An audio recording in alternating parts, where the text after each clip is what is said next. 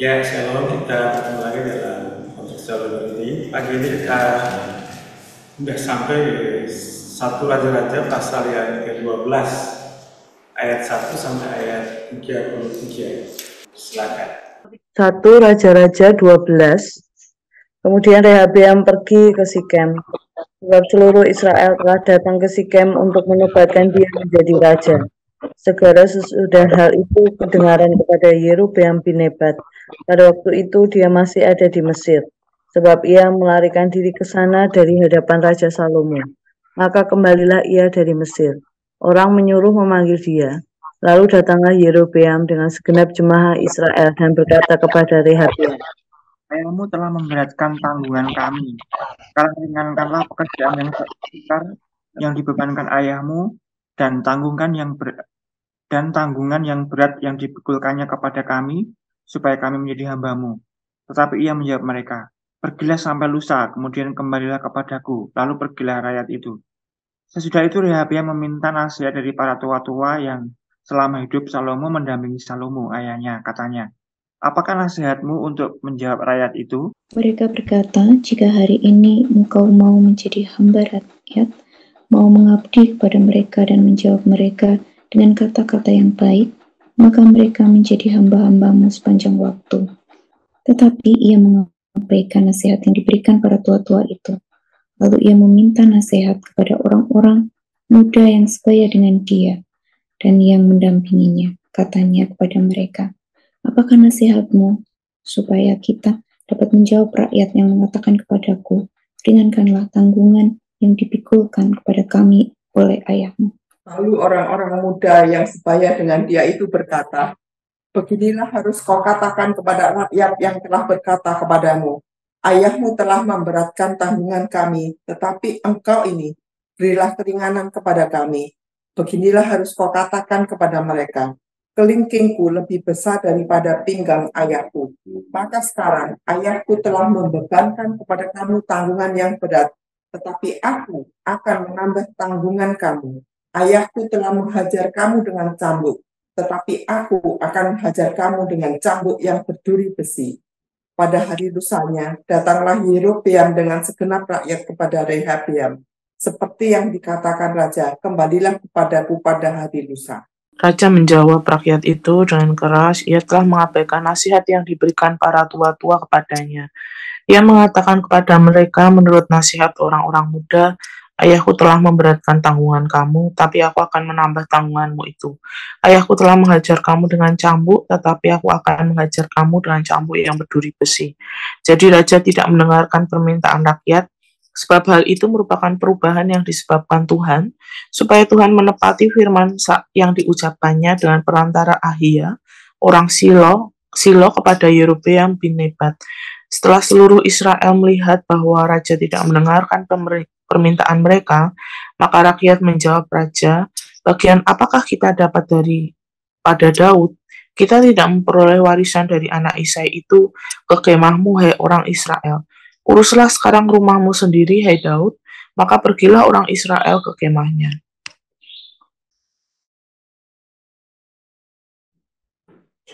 Sehingga Rehabeam menjadi raja hanya atas orang Israel yang diam di kota-kota Yehuda. Kemudian Raja Rehabeam mengutus Adoram yang menjadi kepala Rodi. Tetapi seluruh Israel melontari dia dengan batu, sehingga mati. Bahkan Raja Rehabeam hampir-hampir tidak dapat menaiki keretanya untuk melarikan diri ke Yerusalem. Demikianlah mulanya orang Israel memberontak terhadap keluarga Daud sampai hari ini. Segera sesudah seluruh Israel mendengar bahwa Yerobeam sudah pulang, maka mereka menyuruh memanggil dia ke pertemuan jemaah. Lalu mereka menobatkan dia menjadi raja atas seluruh Israel. Tidak ada lagi yang mengikuti keluarga Daud selain dari suku Yehuda saja. Ketika Rehabeam datang ke Yerusalem, ia mengumpulkan segenap kaum Yehuda dan suku Benyamin, 180.000 teruna yang sanggup berperang untuk memerangi kaum Israel dengan maksud mengembalikan kerajaan itu kepada Rehabeam anak Salomo. Tetapi datanglah firman Allah kepada Semaya abdi Allah demikian, katakanlah kepada Rehabeam anak Salomo raja Yehuda, dan kepada segenap kaum Yehuda dan Benyamin dan kepada selebihnya dari bangsa itu. Beginilah firman Tuhan, janganlah kamu maju dan janganlah kamu berperang melawan saudara-saudaramu, orang Israel. Pulanglah masing-masing ke rumahnya, sebab akulah yang menyebabkan hal ini terjadi. Maka mereka mendengarkan firman Tuhan dan pergilah mereka pulang sesuai dengan firman Tuhan itu. Kemudian Yerobeam memperkuat Sikem di pegunungan Efraim, lalu diam di sana. Ia keluar dari sana, lalu memperkuat Penuel. Maka datanglah Yerobeam dalam hatinya, kini mungkin kerajaan itu kembali kepada keluarga Daud. Jika bangsa itu pergi mempersembahkan korban sembelihan di rumah Tuhan di Yerusalem, maka tentulah hati bangsa ini akan berbalik kepada Tuhan mereka, yaitu Rehabeam, Raja Yehuda. Kemudian mereka akan membunuh aku dan akan kembali kepada Rehabeam Raja Yehuda. Sesudah menimbang-nimbang, maka raja membuat 2 anak lembu jantan dari emas dan ia berkata kepada mereka, sudah cukup lamanya kamu pergi ke Yerusalem. Hai Israel, lihatlah sekarang Allah-Allahmu yang telah menuntun engkau keluar dari tanah Mesir. Lalu ia menaruh lembu yang satu di Betel dan yang lain ditempatkannya di Dan. Maka hal itu menyebabkan orang berdosa, sebab rakyat pergi ke Betel menyembah patung yang satu dan ke Dan menyembah patung yang lain. Ia membuat juga kuil-kuil di atas bukit-bukit pengorbanan dan mengangkat imam-imam dari kalangan rakyat yang bukan dari Bani Lewi. Dia menentukan suatu hari raya pada hari yang ke-15 bulan ke-8, sama seperti hari raya di Yehuda, dan ia sendiri naik tangga mezbah itu. Begitulah dibuatnya di Betel, yakni ia mempersembahkan korban kepada anak-anak lembu yang telah dibuatnya itu. Dan ia menugaskan di Betel imam-imam bukit pengorbanan yang telah diangkatnya. Ia naik tangga mezbah yang dibuatnya di Betel itu pada hari yang ke-15 dalam bulan yang ke-8, dalam bulan yang telah direncanakan dalam hatinya sendiri. Ia menentukan suatu hari raya bagi orang Israel dan ia naik tangga mezbah itu untuk membakar korban. Naik tangga mezbah itu untuk membakar korban. Ya, terima kasih. Setelah pasal 12 ini mengisahkan tentang pecahnya kerajaan Israel menjadi 2, dan narasi peristiwa itu terjadi sebagaimana kita sudah baca tadi. Menariknya kita akan memperhatikan 2 tokoh sentral. Yang pertama itu Rehabeam anak Salomo dan Yerobeam bin Nebat orang Efraim. Di pasal yang lalu kita sudah baca dan renungkan bersama bagaimana kemerosotan kepemimpinan Salomo dan akhir hidupnya, dan pertanyaan besar bagaimana proses transisi atau proses estafet kepemimpinan dari Salomo kepada penerusnya. Ternyata ada nubuatan yang disampaikan oleh Nabi Yahya berkenaan dengan akan terjadinya pecahan pada kerajaan ini oleh karena ketidaktaatan dan dosa-dosa dari Raja Salomo. Lalu setelah Salomo mati, kita perhatikan di pasal 12 ayat 1, Rehabeam kemudian pergi ke Sikem dan di sana sudah berkumpul rakyat itu dan menobatkan dia sebagai raja. Tetapi ayat 2 langsung memberikan data bahwa Yerobeam bin Nebat yang ada di Mesir itu juga mendengar kabar tentang posisi atau kedudukan Rehabeam sekarang menjadi raja di Israel, dan dia kembali ke Israel. Siapakah Yerobeam bin Nebat ini? Kita bisa temukan di pasal 11 kemarin ayat yang ke-26. Dia dikatakan Yerobeam bin Nebat seorang Efraim dari Sereda, seorang pegawai Salomo, nama ibunya Serua, seorang janda. Dia memberontak terhadap raja. Jadi dia dapat job untuk menjadi kepala rodi, tapi kemudian dia memberontak dan melarikan diri untuk menghindari tindakan si penyerah. Dia lari ke Mesir sampai hari matinya Salomo. Dan ketika mendengar bahwa Rehabeam sudah dinobatkan sebagai raja, dia datang kembali ke tanah kelahiran itu untuk berbuat sesuatu. Dan ini yang kita temukan di bagian-bagian berikutnya. Nah, Rehabeam sendiri dia kemudian menyuruh memanggil dia, lalu datang Yerobeam dengan segenap jemaat Israel dan berkata kepada Rehabeam. Nah, jadi ayahmu telah memberikan tanggungan kami, maka sekarang ringankanlah pekerjaan yang sukar yang dilakukan ayahmu dan tanggungan yang berat yang dipikulnya pada kami supaya kami menjadi hamba-Mu. Jadi orang-orang yang datang bertemu dengan Rehabeam di bawah komandan, di bawah pimpinan dari Yerobeam dengan satu permohonan agar meminta keringanan kebijakan dari raja yang baru, kebijakan yang bisa meringankan beban mereka sebagaimana sudah dilakukan oleh Raja Salomo. Namun respon dari Rehabeam ini sangat-sangat tidak bijak begitu ya. Dia minta pendapat yang pertama dari tua-tua dan nasihatnya sangat baik ya, supaya memberikan kemudahan-kemudahan. Tentu ini penting dalam rangka konsolidasi kepemimpinan ya. Tetapi Rehabeam kemudian mencari pendapat yang lain. Di dalam ayat yang sudah dikatakan, apakah nasihat itu supaya kita dapat menjawab rakyat yang mengatakan kepada ringankanlah tanggungan yang dipikul kepada kami oleh ayahmu. Dan ayat 10 katakan, lalu orang-orang muda yang sebaya dengan dia itu berkata, ringkasnya kita melihat bahwa kelingkingku lebih besar daripada pinggang ayahku. Artinya orang-orang muda ini memberi masukan kepada Rehabeam agar memberikan ya bukan meringankan beban tapi malah menambah beban. Masalah ini suatu kebijakan kepemimpinan yang jauh sekali dari kepemimpinan Daud ya maupun Salomo di masa-masa awalnya. Hal-hal yang penting berkenaan dengan eksistensi bangsa ini, berkenaan keamanan, demikian kesejahteraan selalu bertanya kepada Tuhan atau hamba-hamba Tuhan. Tetapi kita melihat sini Rehabeam sebelumnya bertanya pada yang tua, memberi nasihat yang baik, tapi dia kemudian memilih untuk mendengar nasihat dari orang-orang muda ya, junior dalam pemimpinan, junior dalam kehidupan leadership dalam manajemen, dan tentu secara rohani ini orang-orang yang sebenarnya tidak punya kompetensi rohani yang patut untuk didengar nasihat atau masukan. Dan ternyata Rehabeam memilih untuk mengikuti nasihat orang-orang muda. Akibatnya ada ketegangan yang besar antara Rehabeam dan kelompok rakyat yang ada dan di bawah pimpinan daripada Yerobeam. Ini kita lihat di ayat 12 dan seterusnya.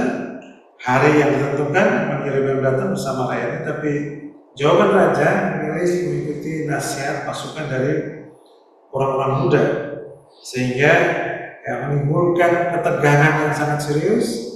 Dan dari sinilah pecahlah kerajaan ini, di mana yang 10 suku itu memilih untuk bergabung bersama Yerobeam, sementara Rehabeam yang tersisa Yehuda dan tambah suku Benyamin, ya, 2 suku kerajaan selatan itu.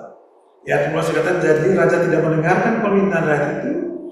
Sebab hal itu merupakan perubahan yang disebut oleh Tuhan, supaya Tuhan menepati firman diucapkan dengan perantaraan Ahia orang Silo kepada Yerobeam bin Nebat. Jadi ya narasi ini kemudian bermuara pada rujukan membuat Ahia yang ditemukan pada pasal 11 kemarin, bahwa ya setelah Salomo mati kerajaan akan terpecah menjadi 2. Dan ayat 16 dikatakan setelah seluruh Israel melihat bahwa raja tidak mendengarkan permintaan mereka, maka rakyat menjawab raja, bagian apakah yang kita dapat daripada Daud?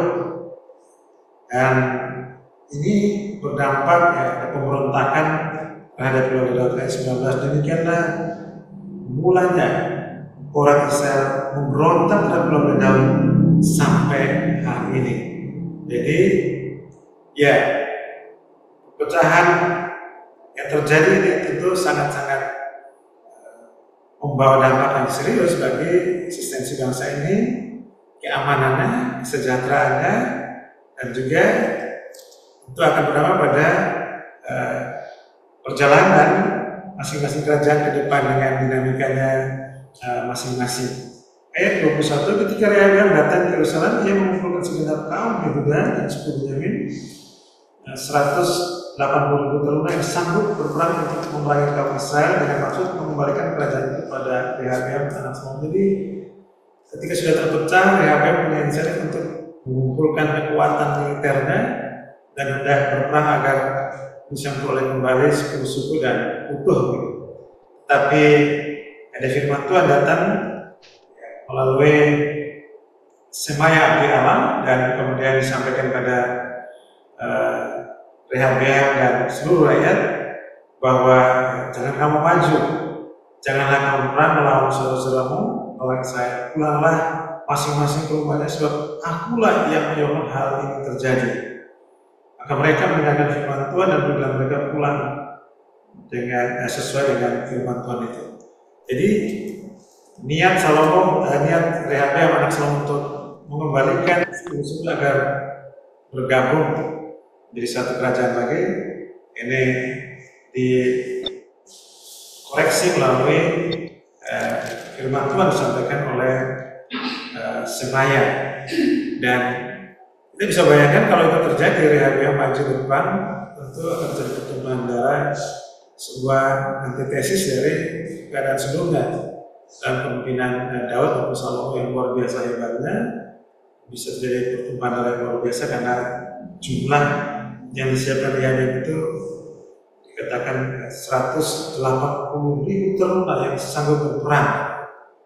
Ya, ternyata mereka mendengarkan firman Tuhan dan dikatakan di ayat 30 tadi kembali ke masing-masing. Nah, sampai pada ayat 24 ini kita boleh memberikan beberapa catatan terkait dengan dua raja ini. Satu, ya, Yerobeam ini adalah pemberontak yang melarikan diri dan dia baru muncul ketika Salomo mati. Yang kedua, Rehabeam sama-sama masih junior dalam kepemimpinan, kualitas kerohaniannya juga begitu rendah. Mereka tidak bertanya kepada Tuhan mengenai dengan apa yang akan mereka lakukan atau kebijakan yang hendak diambil. Lalu hikmatnya juga sangat minim. Pertimbangan etis untuk menjawab apa yang menjadi kebutuhan warga bangsa ini juga sangat-sangat rendah. Kita lihat benar Rehabeam memilih untuk mendengarkan orang muda daripada mendengarkan nasihat senior atau sesepuh.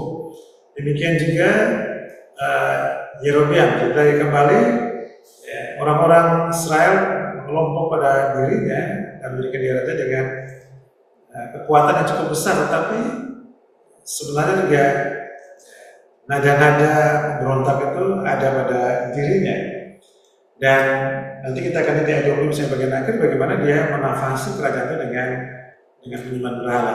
Di sisi yang lain, Rehabeam ada satu hal yang positif, yaitu bahwa ketika ada firman Tuhan datang melalui Semaya, dia belajar mentaati. Nah, akan terjadi dua warna kepemimpinan sepanjang kerajaan, di mana kerajaan yang utara akan cenderung untuk memberontak dan perilaku dari semua raja itu jahat semata-mata. Sebaliknya yang selatan ya ada raja-raja yang baik ya, mereka yang mentaati kehendak Tuhan, belajar bertanya pada Tuhan dan mencoba membangun sebuah kepemimpinan yang berdasarkan pada apa yang Tuhan arahkan pada mereka. Mari kita perhatikan ayat 25 sampai bagian akhir, bagaimana Yerobeam ini memperkuat kerajaannya bukan dengan cara-cara yang dikehendaki Tuhan, tapi justru sebaliknya. Dia dengan sangat-sangat antusias mengatakan bahwa ya ayat 28, sesudah menimbang-nimbang maka raja membuat dua anak lembu jantan dari emas, dan ia berkata, sudah cukup lamanya kamu pergi ke Yerusalem, hai Israel. Lihatlah sekarang Allah-Allahmu yang telah menuntut untuk keluar dari tanah Mesir. Sebuah antusiasme yang sebenarnya itu sebenarnya sangat-sangat jahat di mata Tuhan. Dia membuat dua anak lembu jantan dan mengklaim sebagai Allah. Bahkan dia mengatakan bahwa inilah Allah yang menuntut Israel keluar dari Mesir. Mesir ini sesuatu yang jahat sekali, dan inilah yang memberi warna pada kemungkinan raja-raja di kerajaan utara, yaitu raja-raja dengan kepemimpinan yang sangat-sangat mengandalkan hikmat dan pemikiran manusia dan jahat di mata Tuhan. Dan Yerobeam memberikan demonstrasi spiritualitas yang kosong itu, yang jahat itu, dengan di ayat 30 yang naik tangga mesbah yang dibuatnya di Betel itu pada hari yang ke-15 dalam bulan yang ke-8, dalam bulan yang telah direncanakannya dalam hatinya sendiri, yang menentukan suatu hari raya bagi orang Israel, dan yang naik tangga mesbah itu untuk membakar korban. Jadi perilakunya sangat-sangat keji, sangat jahat kepada Tuhan, dan dia mengajak semua rakyat untuk secara teratur beribadah. Ada yang ke Betel, ada yang kadang untuk menyembah dua patung sembahan berhala. Apa yang bisa kita pelajari dari ayat 25 sampai 34? Yerobeam menafsirkan kepemimpinan yang berbasis berhala, yang ditentang, sangat-sangat ditentang oleh Tuhan. Dan ini berdampak pada pimpinannya dan perilaku raja-raja setelah pergantian nanti. Dan dari bagian-bagian ini kita bisa mengambil paling tidak dua amanat teks. Yang pertama, bahwa teladan dan estafet kepemimpinan yang buruk itu berdampak terhadap eksistensi bangsa dan kesejahteraan umat. Dan yang terjadi dengan pecahnya Israel dari dua kerajaan dengan segala dinamika yang tampak di pasal ini. Tapi yang kedua, ada satu hal yang masih tersisa yang baik dari umat ini. Poinnya itu bahwa Allah tetap berkomunikasi dengan warga bangsa yang terkoyak dan mengharapkan respon ketaatan. Dari Rehabeam kita melihat ketika diperingatkan Tuhan oleh Semaya, mereka memilih taat. Dan kalau kita lihat berkenaan dengan garis Mesiasnya akan melalui kerajaan yang mana, yaitu melalui kerajaan yang selatan. Aplikasi dari kita hari ini, sudahkah saudara-saudara menjadi pemimpin rohani yang takut akan Tuhan dan menjadi pemimpin yang berhikmat dan menaruh hormat kepada Tuhan? Yang kedua, maukah saudara hidup taat kepada Tuhan dalam segala aspek kehidupan, termasuk tugas tanggung jawab yang Tuhan percaya kepada kita? Mari kita melangkah maju untuk berkarya dengan senantiasa bertanya pada Tuhan dan melayani pemimpin hikmat yang sumber dari Tuhan dan dengar-dengaran pada hamba-hamba Tuhan yang setia dan taat kepada Tuhan. Tuhan memberkati kita semuanya.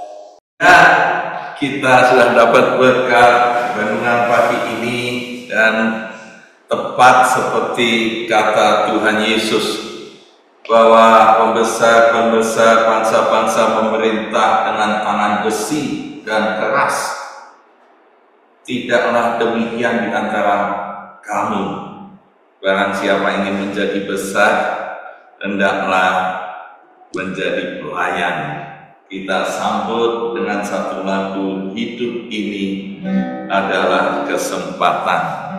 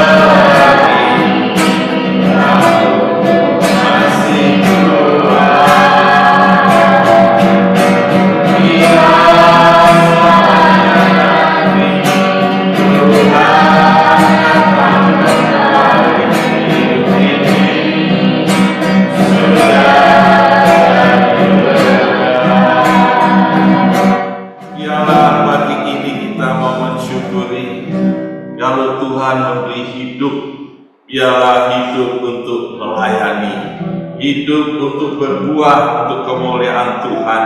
Kita syukuri bahwa kuasa rohnya semakin hidup di dalam kita masing-masing, mengutuskan pemimpin. Kita bersyukur bersama-sama. Terima kasih Tuhan, terima kasih. Kami mengucap syukur segala kebaikan-Mu Tuhan, anugerah kasih karunia buat aku masing-masing. Kami mengucap syukur karena hidup ini kesempatan untuk melayani dan Yesus Kristus. Kami terus mengucap syukur dan berdoa dan terus mengucap syukur. Terima kasih.